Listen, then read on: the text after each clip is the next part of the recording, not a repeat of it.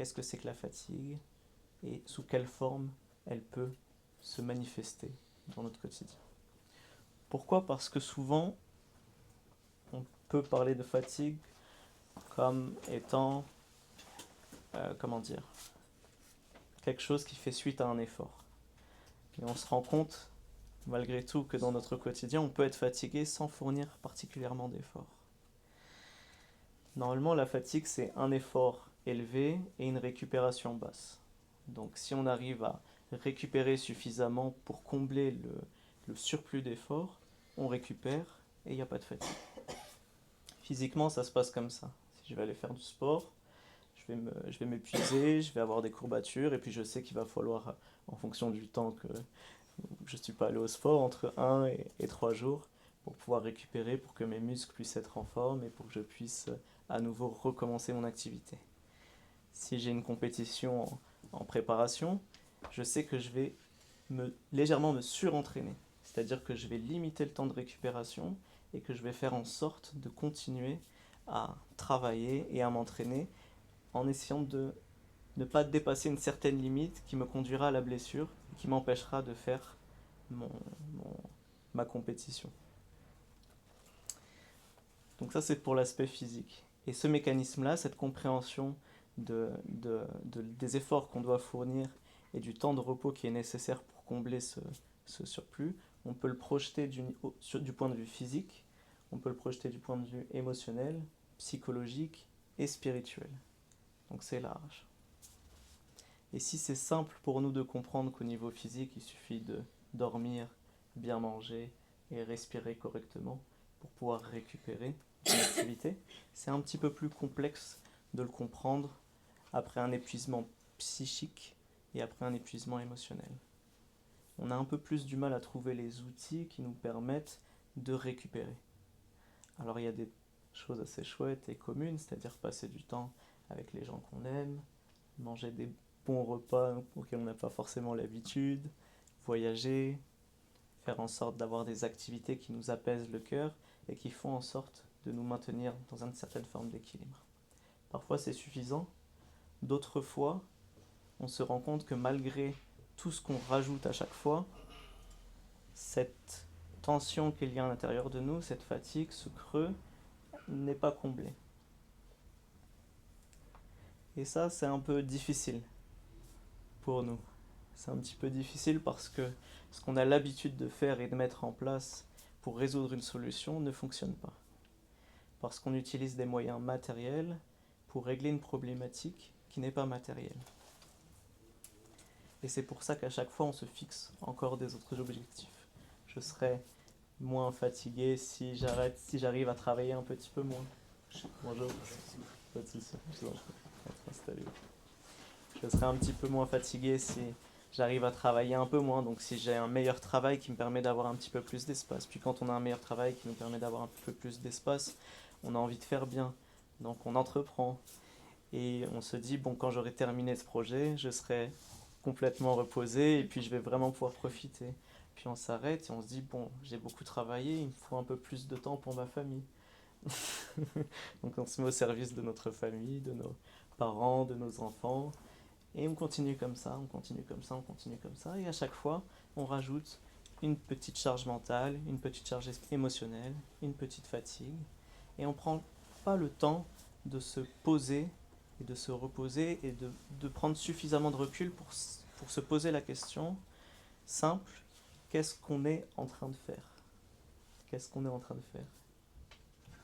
Et comme on ne peut pas se poser et réfléchir calmement à cette question-là, qu'est-ce qu'on est en train de faire ? Le corps nous oblige concrètement à nous arrêter. C'est toutes les questions de burn-out, de dépression, de clash. On dit au bout d'un moment, ça pète. Il y a quelque chose qui pète, on n'en peut plus et on lâche tout. C'est une bonne chose. Je pense que ceux qui sont passés par ces états-là, de dépression, d'angoisse, de pression extrême et qui ont tout lâché, qui sont vraiment retrouvés dans des situations difficiles, ces situations difficiles-là, pour moi, ce sont des grandes ouvertures. Pourquoi ? parce que ça nous permet de faire quelque chose qu'on ne fait jamais. Se poser et se dire qu'est-ce que je suis en train de faire? Où est-ce que je vais? Quel est mon objectif? Mon but? Pas juste matériel, c'est-à-dire, comme on l'a vu, si on se fixe juste des objectifs matériels, on en voudra toujours plus, on sera toujours jamais suffisamment rassasié, mais qu'est-ce qui intérieurement peut être suffisamment fort et puissant pour maintenir une certaine forme d'équilibre intérieur? Et cette question-là, il faut qu'on se la pose, et à cette question-là, on aura tous des réponses plus ou moins différentes. Je suis sûr que chacun d'entre vous, si je vous pose cette question-là, vous allez tous et toutes me donner une réponse qui est complètement différente. Et c'est normal, parce qu'on n'est pas des robots, on est des humains, on n'est pas des IA. Et donc, on a des besoins particuliers, des besoins spécifiques qu'on doit comprendre, connaître et qu'on doit nourrir concrètement. Et c'est vrai qu'on retrouve des choses qui sont communes à tous les humains. Et Rémi, dans son introduction, nous parlait de ces ateliers, que ces ateliers-là étaient inspirés des sagesses et des traditions musulmanes. Les sagesses et traditions musulmanes, on pourrait dire les sagesses et traditions humaines, dans le fond. Pourquoi? Parce que l'homme, dans son essence, et si on retourne, et si on observe un petit peu toutes les traditions, toutes les civilisations, comment elles ont défini l'homme, on peut trouver deux axes pour définir un homme. Dans le Coran, on dit que l'homme est fait d'argile et d'esprit. Donc il y a une partie matérielle qui est l'argile, et c'est vrai que quand on entend argile, parfois c'est un peu bizarre, on se dit, bah, je suis quand même un peu plus que de l'argile. En tout cas, moi je me dis ça. Mais si on étudie un petit peu le corps humain, on voit qu'on est fait à 70% d'eau, et la plupart des autres composantes du corps humain, ce sont quoi? Des minéraux. Et l'argile, c'est quoi? C'est de l'eau et des minéraux. Dans l'ensemble, si on grossit un petit peu le trait. Mais en même temps, on a raison de se dire ça, qu'on n'est pas juste un bout d'argile. Il y a en nous un esprit, et un esprit vivant, qui anime cette argile et qui fait en sorte que on est autre chose que de la pure, entre guillemets, matière. Et de la même façon qu'on a compris que physiquement, il fallait prendre du repos pour être en forme et pour récupérer des activités, spirituellement, intérieurement, il faut aussi pouvoir prendre ce repos-là. Il faut aussi avoir conscience que le corps il a besoin d'une nourriture matérielle et d'une nourriture spirituelle. Et tant qu'on n'a pas compris ça, peu importe la tradition dans laquelle on s'inscrit, les envies qu'on a, la compréhension de nous-mêmes, tant qu'on n'a pas compris que l'homme, profondément, il a besoin de ces deux choses-là, ces deux nourritures, on sera toujours dans une alternance entre un repos relatif et une excessive fatigue. Toujours, toujours, toujours. Chaque partie de l'homme a besoin d'une nourriture particulière. On a besoin de bons aliments pour être en forme physiquement. Des aliments qui ne soient pas transformés, qui soient adaptés aux saisons, adaptés à notre constitution. On dit même que l'alimentation, elle varie en fonction des régions du monde.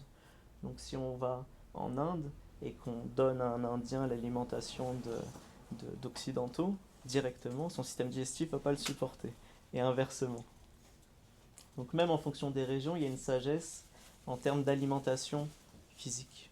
Et déjà juste sur ce plan-là, c'est un petit peu compliqué pour nous de trier les informations et d'avoir ce qui est utile de ce qui est néfaste pour le corps.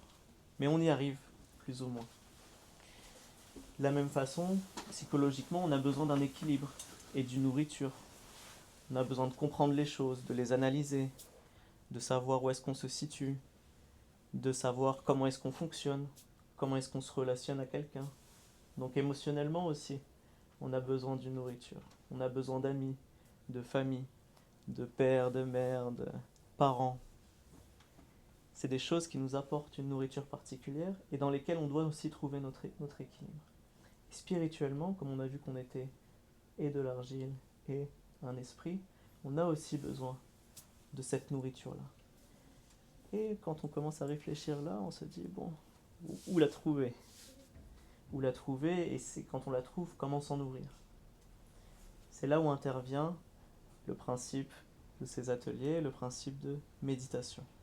La méditation au sens large, c'est quelque chose de très très simple. Ça signifie juste prendre du recul par rapport à ce qui nous arrive actuellement et essayer d'observer ce qu'il se passe. Qu'est-ce qui se passe concrètement maintenant, tout de suite? Indépendamment de nos pensées, indépendamment de nos émotions, indépendamment de nos ressentis, de nos projections, qu'est-ce qui se passe? C'est d'une certaine façon faire le vide, on va dire ça comme ça, total, comme diraient peut-être les bouddhistes ou les hindouistes. C'est-à-dire vraiment être dans un état intérieur de calme total. Pascal, il nous dit, l'homme ne peut demeurer en repos dans une chambre. Le plus grand malheur, c'est ça. Pour l'homme, c'est de ne savoir demeurer en repos dans une chambre. Quand Pascal dit ça, il nous dit pas c'est difficile d'être enfermé dans une chambre. Il nous dit qu'intérieurement, c'est extrêmement compliqué pour l'homme d'être seul avec lui-même, entre guillemets, et de savoir et de voir qu'est-ce qui se passe concrètement à l'intérieur. Et même il nous dit, si on était en capacité de faire ça, l'homme ne serait pas dans le malheur. Et que l'entièreté de ses préoccupations, elle réside dans ce fait de ne pas pouvoir être avec soi-même. Et donc il faut des temps. Il faut des temps dans nos journées pour pouvoir revenir à nous-mêmes, comprendre ce dont on a réellement besoin et essayer aussi de nourrir cette partie de nous. Il y a différentes voies, il y a différents axes, il y a différentes méthodes, différentes méditations. Ça, c'est à chacun. À chacun de trouver ce qui lui correspond le mieux et à chacun de voir ce qui l'oriente et l'harmonise de la façon la plus juste et bonne possible. Donc l'idée, c'est vraiment d'essayer de se libérer de toutes les distractions mentales, émotionnelles, physiques qu'on peut avoir, se concentrer sur l'aspect le plus profond et le plus inconnu qu'il y a en nous-mêmes, c'est-à-dire cette essence, cette nature divine, cette chose qui est noyée en nous et qui demande d'une certaine façon d'être nourrie, et ensuite d'expérimenter, de voir ce qu'il se passe. Un atelier, c'est fait pour ça, c'est pour expérimenter. Moi, j'aime bien découvrir des nouvelles choses, faire un peu de poterie. Il y a toujours cet aspect-là, on met un petit peu les mains, entre guillemets, dans le cambouis, et puis on réussit à créer des choses qui sont à peu près bonnes, parfois des choses excellentes, et d'autres fois on se rate. C'est pas très grave. L'idée, c'est vraiment juste d'expérimenter et de goûter. Et le repos réel, si on peut dire ça comme ça, le repos le plus profond, le plus intense, c'est le repos des cœurs. C'est-à-dire être en capacité d'être dans n'importe quelle situation et de ne pas être dépassé par ces situations-là. D'avoir toujours ce recul, cette distance, et en même temps d'être pleinement dans l'action qu'on est en train de mener, dans l'action qu'on est en train de faire.